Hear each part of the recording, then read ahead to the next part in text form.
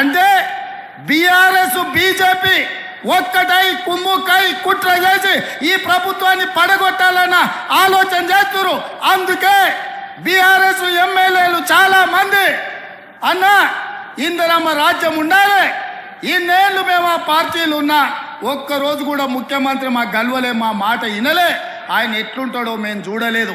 కానీ మీ ప్రభుత్వం వచ్చిన తర్వాత మీ మంత్రులు సచివాలయంలో ఉండరు, మీరు ఇంటికి వచ్చిన కలుస్తున్నారు, సచివాలయంలో కలుస్తున్నారు, పేదల్ని కలుస్తున్నారు, కార్యకర్తల్ని కలుస్తున్నారు, ఆడబిడ్డల్ని కలుస్తున్నారు, అధికారులను కలుస్తున్నారు, సమీక్షలు చేస్తున్నారు, అభివృద్ధి చేస్తున్నారు. 5 ఏళ్ళు మీ ప్రభుత్వాన్ని కాపాడే బాధ్యత మాది అని బీఆర్ఎస్ ఎమ్మెల్యేలు వచ్చి అందరు నాకు కలిసి చెప్పిపోతున్నారు. ఒకవేళ నేను అనుకుంటే గేట్లు తెరిస్తే కేసీఆర్ నువ్వు నీ అల్లుడు నీ ఇంటోళ్ళు తప్ప మొత్తం కాంగ్రెస్ పార్టీ కండువ కప్పుకొని ఇందిరమ్మ రాజ్యాన్ని కాంగ్రెస్ ప్రభుత్వానికి అండగా నిలబడతారు. ఇవాళ మన మిత్రుడు వెంకట్రావు గారు కూడా ఇక్కడికి వచ్చి మనకు మద్దతుగా నిలబడ్డాడు. అంటే మేము మర్యాదపూర్వకంగా రాజకీయ నీతిజ్ఞతో ఇవాళ రాజకీయాలు చేయాలనుకుంటున్నాం. మీరు మా ప్రభుత్వాన్ని పడగొట్టాలనే కుట్ర మోడీ కేడీ కలిసి చేస్తే చూస్తూ ఊరుకుంటామని అనుకోకండి.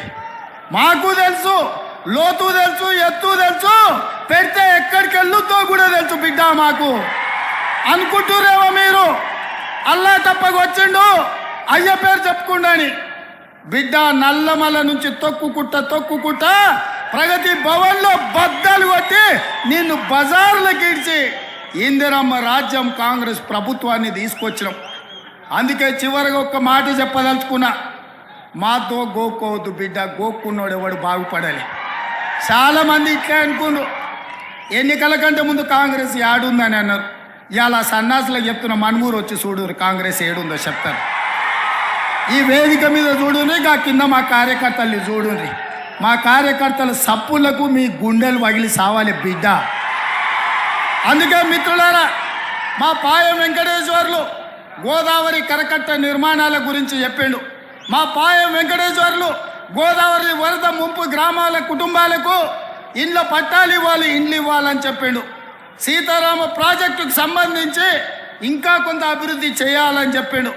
అదేవిధంగా పులుసుబంత ప్రాజెక్టు నిర్మాణం చేపట్టాలని చెప్పిండు. పోడు భూముల పట్టాలు ఇవ్వాలని చెప్పిండు. ఇంకా చాలా విషయాలు మా మిత్రుడు పాయం వెంకటేశ్వర్లు తీసుకొచ్చిండు. అందుకే మా పెద్దలు బట్టి విక్రమార్క గారికి, పొంగులేటి శ్రీనివాసరెడ్డి గారికి, అదేవిధంగా అన్న ఉత్తమ్ కుమార్ రెడ్డి గారికి ఈ ప్రాజెక్టులకు సంబంధించి అన్ని సవివరంగా సమీక్షించి వీటన్నిటిని చేసే బాధ్యతను కాంగ్రెస్ పార్టీ తీసుకుంటుంది. కాంగ్రెస్ పార్టీ ఇదంతా చెయ్యాలి అంటే మీరందరూ కాంగ్రెస్ పార్టీకి అండగా నిలబడాలి. మీరు ఇచ్చే బలం 1000 ఏనుగుల బలం. ఇవాళ మిమ్మల్ని చూసినాక నాకు 1000 ఏనుగుల బలం వచ్చింది. ఎవడు అడ్డం వచ్చినా పండబెట్టి తొక్కే బాధ్యత నేను తీసుకుంటాం మిత్రులారా. అందుకే మిత్రులారా, మళ్ళా ఎన్నికలప్పుడు వస్తా. ఈరోజు సోనియా గాంధీ గారు బలరాం నాయకును మాజీ కేంద్ర మంత్రిని మహబూబాబాద్ పార్లమెంట్ అభ్యర్థిగా నిలబెట్టిండ్రు. 150,000 ఓట్లతోటి మహబూబాబాద్ ఎంపీగా గెలిపించండి. మీ సమస్యల్ని పరిష్కరించే బాధ్యత కాంగ్రెస్ పార్టీ ఇందిరమ్మ రాజ్యంలో తీసుకుంటామని తెలియజేస్తున్నా. ఈ కరీంనగర్ గడ్డ మట్టినే బొట్టుగా పెట్టుకొని ఇక్కడనే పిడికిలెత్తి కార్యాచరణ చెప్పి నేను ఉద్యమం కోసం బయలుదేరిన తర్వాత కథంతా మీకు తెలుసు. మీరే కథానాయకులు, మీరే నన్ను ముందుకు నడిపిండ్రు. కానీ కాంగ్రెస్ పార్టీ ఎటువంటి పార్టీ? నువ్వెక్కడిది మాతో నువ్వు గెలిచినావు కేసీఆర్, అసలు నీకు లెక్కేంది, నీ బిషాదేంది అని మాట్లాడితే ఆనాడున్న కేంద్ర మంత్రి పదవిని ఎంపీని కూడా నేలకేసి కొట్టి రారా నా కొడుక కరీంనగర్ కన్నా నేను మళ్ళీ ఇక్కడికి వచ్చిన. ఎన్ని కోట్లు ఖర్చు పెట్టినరో, ఎన్ని మాయోపాయాలు చేసినరో, మొత్తం రాష్ట్ర ప్రభుత్వం ఎన్ని గింగిరాలు కొట్టిందో మీకు తెలుసు నాకంటే ఎక్కువ. కానీ బ్రహ్మాండంగా మళ్ళొక్కసారి ఇది పదునైన కరీంనగర్ గడ్డ బిడ్డ, ఇది తెలంగాణ అడ్డ అనే పద్ధతిలో 2.5 లక్షల మెజార్టీతో నన్ను గెలిపించి మరొక్క మారు తెలంగాణ చైతన్యాన్ని చాటిన గడ్డ ఈ కరీంనగర్ గడ్డ. రాజకీయాలలో పరిణామాలు జరుగుతుంటే మనం మంచిగా చేసినాం, తెలంగాణ సాధించినాం.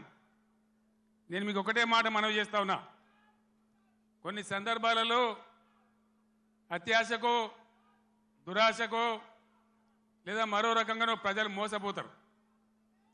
మొన్న కూడా మోసపోయి కాంగ్రెస్ పార్టీని గెలిపించాను. ఈరోజు 3 నెలల లోపలనే 100 రోజుల్లోనే ప్రజలు ఏం జరుగుతుందో మీకు తెలుసు. మీరందరు గ్రామాలలో ఉంటారు. ఏం మాట్లాడతామంటే మేము ఎక్కువ ఇస్తాం, మీకు 6 సందమామలు పెడతాం, 7 సూర్యులు పెడతాం అని మాట్లాడింది. రైతు బంధు 15,000 వేస్తాం, కళ్యాణ లక్ష్మికి తులం బంగారం కల్పిస్తాం.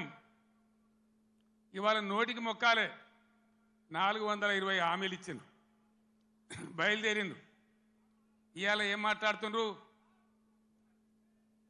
రైతు బంధు అడిగితే చెప్పుతోను కొడతామంటాడు ఒక మంత్రి. నేను చెప్పిన బిడ్డ, రైతుల చెప్పులు చాలా బందోబస్తుంటాయి,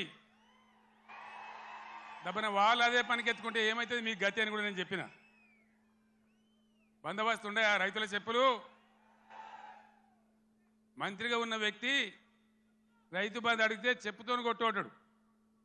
ఇంకెవడో సన్నాసిగాడు కూడా అంటాడు. అంటే ఏందన్నట్టు? ఇప్పుడు ఇన్న ముఖ్యమంత్రి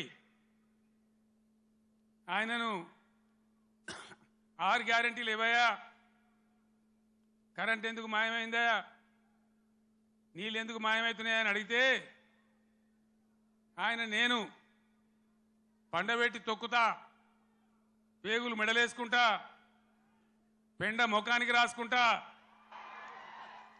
చీరుతా సంపుతా, మానవ బాంబునైతా, మట్టి బాంబునైతా అని మాట్లాడతాడు. ఇంత అసహనమా? ఒక ముఖ్యమంత్రి మాట్లాడవలసిన భాషనా ఇది? పద్ధత? తెలంగాణ రాష్ట్రానికి సమాజానికి ఇది ఒక గౌరవమా? దయచేసి ప్రజలు ఆలోచించాలని చెప్పి నేను కోరుతా ఉన్నా. ఈ కరీంనగర్ గడ్డ నుంచి యావత్తు తెలంగాణ ప్రజానీకానికి నేను పిలిపిస్తా ఉన్నా.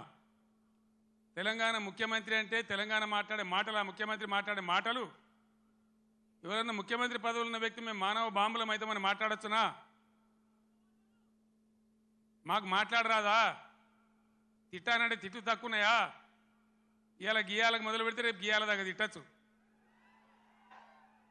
నేను మాట్లాడినా, తెలంగాణ ఉద్యమంలో మాట్లాడినా, తెలంగాణ వ్యతిరేకించిన వాళ్ళను దద్దమ్మలు అన్నా, సన్నాసులు అన్నా, సమైక్యవాదం సమగ్రాభివృద్ధి అంటే సన్నాసులారా ఏది రాని మాట్లాడినా. కానీ ఈ విధంగా 10 ఏళ్ళ ముఖ్యమంత్రికి ఉన్నప్పుడు నా నోటి నుంచి ఒక్క రోజన్నా ఒక సందర్భంలన్నా ఇటువంటి దురుసు మాటలు మీరు విన్నరా? దయచేసి ఆలోచన చేయాలని నేను చెప్పేది చాలా సీరియస్ మాట.